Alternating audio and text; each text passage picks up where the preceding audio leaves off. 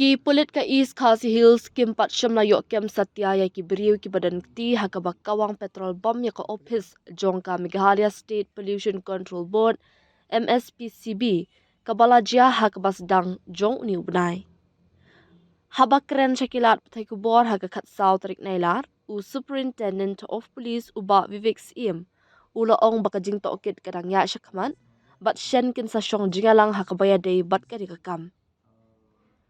Habak keli biang halor kene kakam USP ula benram kumbanga ong kajing tokit kadang ya syakman. Kani kajing jia kawang petrol bom kalajia hakalai tarik nailar hakapor kumba khat arsh pomensingi hadien baki arngut ki beriu ki baka dorkman ki bawan de ki artili ki skuti kila rung hapelau ke MSP CB bat kawang artili ki petrol bom. Uway na kini ki bom petrol ulalet day ya kaken ro bashabar jong ka office bat wanra kajing sadang Henry kamsham na dan satya ka no kono jimin saw. Maria yo jingtip ki pulit kilawan poi mardor hakadega jaka bat na kalyang ki dekat ke crime scene unit ru kila lum ya kisaki satar na kabenta ban penlong ya kajing token.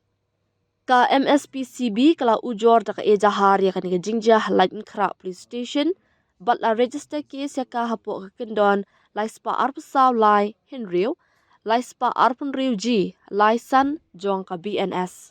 Investigation is still on, and we'll be having a review very soon.